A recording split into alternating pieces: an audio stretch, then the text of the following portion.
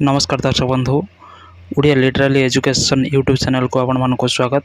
आज आम यही भिडियो केतोटी वॉक इन इंटरव्यू संपर्क में जानिबा जो गुड़िक आपण मानक उपादेय सब्यस्त हो पार जहाँकि आपण मैंने इंटरव्यू दे अध्यापक हो पारे। ये भिडियो आज आम तीनोटी कॉलेज रे बाहरी वॉक इन इंटरव्यू संपर्क में आलोचना करवा।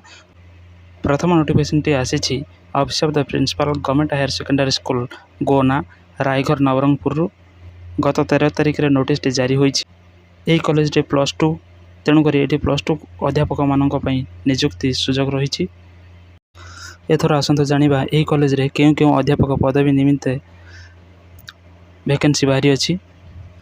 आपण मैंने मोबाइल स्क्रीन रे देखि पारुथबे एथरे सब्जेक्ट रही English Odia political science history economics Odia optional यही विषय पई अध्यापक आवश्यक रही। एवं एथिरे केउ माने अप्लाई एथिरे केउ माने आवेदन करि परिबे ना जो माने गवर्नमेंट कॉलेज रो अध्यापक किंबा अनुदान प्राप्त कॉलेज रो अध्यापक होई रिटायर्ड होइछंती जो मानकर 65 वर्ष रु कम अछि से माने एथिरे अंशदार होई परिबे। एवं एहा सहित जो माने फ्रेशर्स अछंती जहार बीडी अछि से माने मध्ये एथिरे आवेदन करि परिबे।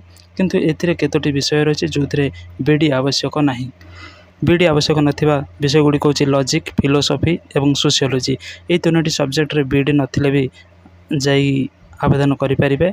एवं एहा सहित पीजीडीसीए कोर्स नियति थिबा जरूरी बोली रहिछि। यार इंटरव्यू तारीख गुडी कहछि 25 26 27 25 रे अछि ओडिया इकोनॉमिक्स 26 रे अछि इंग्लिश पॉलिटिकल साइंस 27 रे अछि history Odia optional a subject रे जो माने जाई निज निजर विषय थिबो से माने जाई इंटरव्यू दे परिबे एवं अध्यापक हो पारे। एबे आसत जानिबा द्वितीय नोटिफिकेशन उपरे। ए नोटिफिकेशन टी आसी केन्द्रापड़ा जिलूर जहाँ कि राजनगर डंगमाल कॉलेज रु। यही कॉलेज मध्य +2 कॉलेज अटे। एथिरे केउ सब्जेक्ट रे वैकेंसी बाहर एबे स्क्रीन आपण माने देख पारथुए।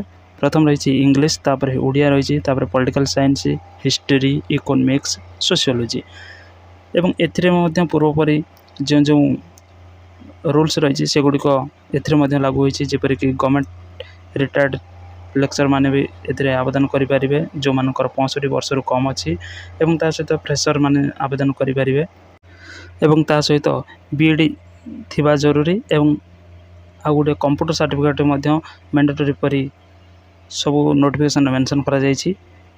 यार इंटरव्यू रिपोर्टिंग समय रही 7टा AM रु 1 PM पर्यंत। एथिरे क्यों सब्जेक्ट पई बीडी जरूरी नुहे से सब्जेक्ट गुड़िक हूँ लॉजिक फिलोसॉफी एवं सोशियोलॉजी ये तीनोटी सब्जेक्ट पई बीडी आवश्यक नुहे। एबे जानिबा यार हूँ इंटरव्यू तारीख केबे सब रही। ये रही 29/5/2023 सोमवार दिन रही ओडिया इकोनॉमिक्स 30/5/2023 रे रही इंग्लिश पॉलिटिकल साइंस एवं 31 तारीख रे रही हिस्टोरी एवं सोशियोलॉजी। आपण माने ए तारीख रे जाई इंटरव्यू दे पारिबे निश्चित भाव में। आपण माने जानि पारथुए ए कॉलेज गुड़िक बीडी कहीं मागुछि जेहेतु एटा गणशिक्षा विभाग रे जाउछि तेणुक बीडी निहाती रहिबा जरूरी। एबे आछिया तृतीय नोटिफिकेशन उपरे। तृतीय नोटिफिकेशन टा आसी NKP government upgrade higher secondary school Maninathpur. यही कॉलेज गोटे +2 कॉलेज एथिरे वैकेंसी रही सब विषय गुड़िक रही English Odia political science history economics एवं लॉजिक। एथिरे सेहीपरि पूर्वोक्त नियम गुड़िक लागू होईछि जेपरिक रिटायर्ड गवर्नमेंट लेक्चर माने जो माने कि 65 वर्ष कम से माने आसी पारे फ्रेशर आसी पारे एवं ता सहित बीडी थिबा जरूरी एवं से गोटे कंप्यूटर सर्टिफिकेट थिबा जरूरी जोटी कि पीजीडीसीए रो। एवं यार इंटरव्यू तारीख रही 30/5/2023 एथिरे रही ओडिया इकोनॉमिक्स एवं हिस्टोरी 31 तारीख रे रही इंग्लिश पॉलिटिकल साइंस एवं लॉजिक। यही कॉलेज रे जो नोटिफिकेशन टी बाहर एथिरे जो तीनोटी विषय रही गोटे लॉजिक फिलोसॉफी एवं सोशियोलॉजी ये तीनोटी रे बीडी नथिले मध्य से माने जायकि आवेदन करि पारे जो माने एथिरे पीजी करिसंती।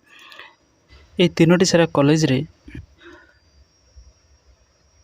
पर क्लास को 400 टंका लेखाएं पेमेंट दिज्व जहाँकि ମାସକୁ ପ୍ରାୟତଃ 50ଟି କ୍ଲାସ୍ କରିବା ନିହାତି ଆବଶ୍ୟକ ରହିଛି।